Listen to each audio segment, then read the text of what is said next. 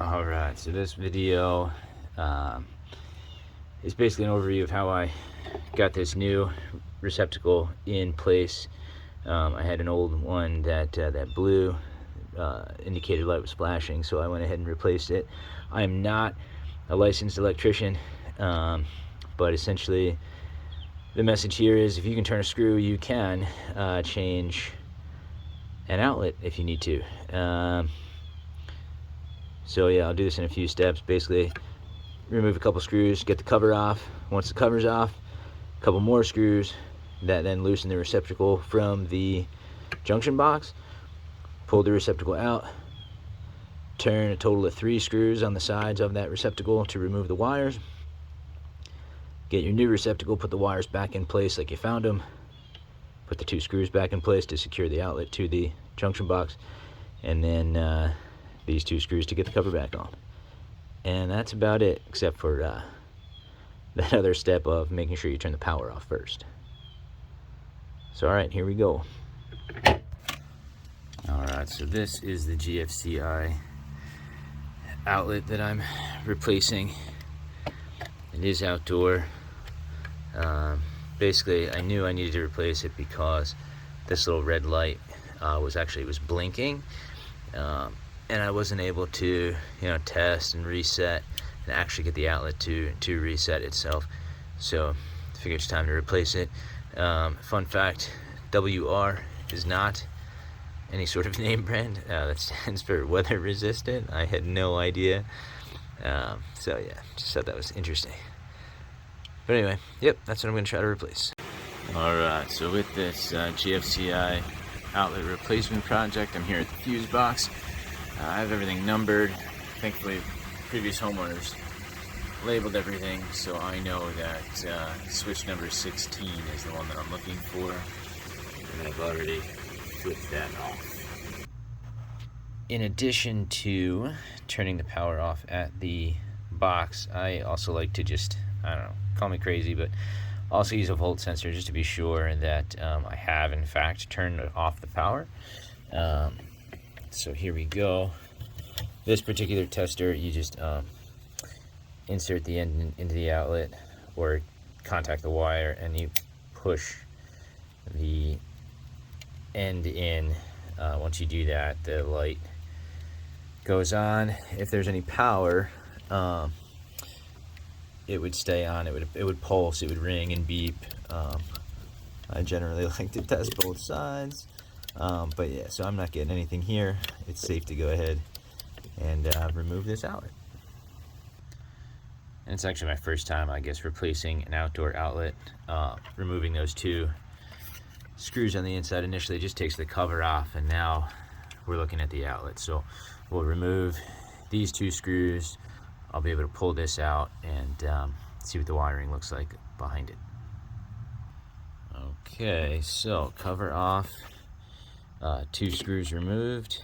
This should just come on out.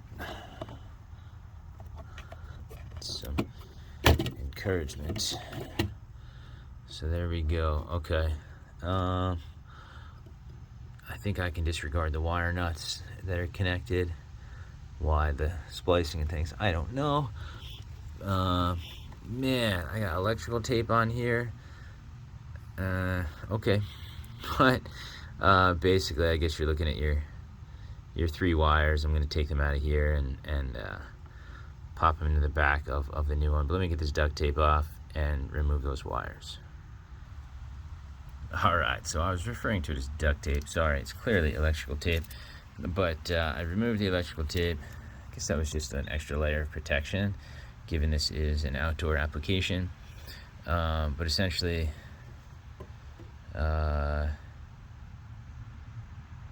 yeah, curious. Anyway, why I was just wondering why we alternated. I mean, they're both line, but why is this one below and this one above? I don't know.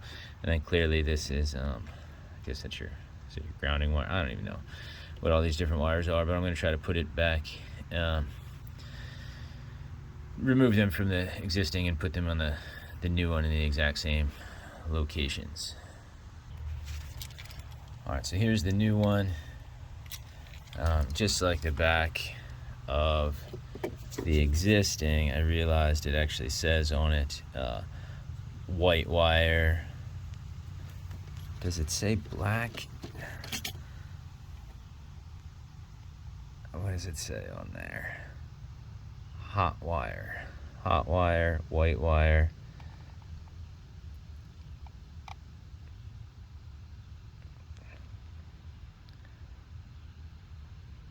I don't know what that says. Anyway, then we're gonna try to. I guess I think that's your ground wire. But anyway, I really have no idea. But that's how we're gonna try to wire it. So I should have the same exact spots on the new one, right? I guess, yeah, white line, hot retention. I guess that black wire can go there. And then, yeah, and then that should be the ground wire in there on the bottom. So just turn a couple screws, get these wires out, pop them in here, and stuff it back in the way we found it. All right, remove the screws.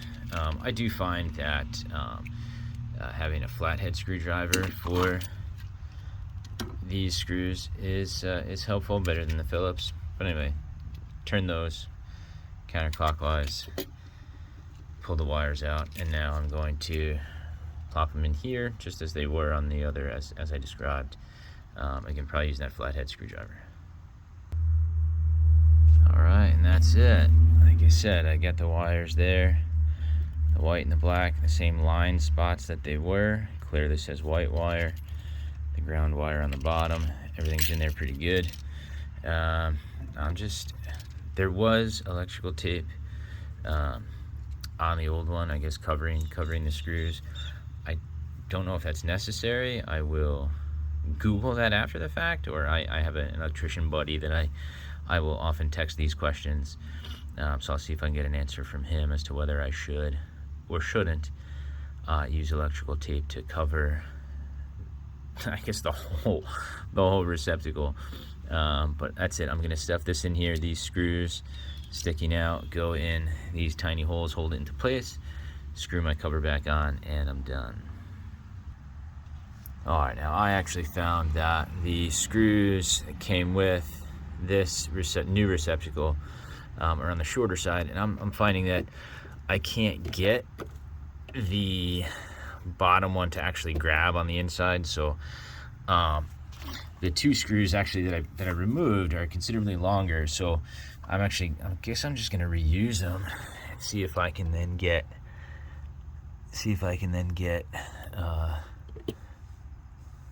this one in there.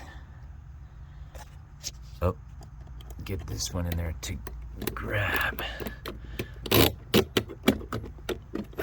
Sorry for the shaky camera work here. But yeah, it looks like that one will do the trick for sure. All right, so I'm gonna turn that one in and then get the cover back on. Okay, screws are tightened. Now I think we're just trying to get the cover back on, like so. Turn those screws in, right? I guess they're just gonna go right in these holes, and I should be done. And so that's basically the project. If you can turn a screw, you can change an outlet.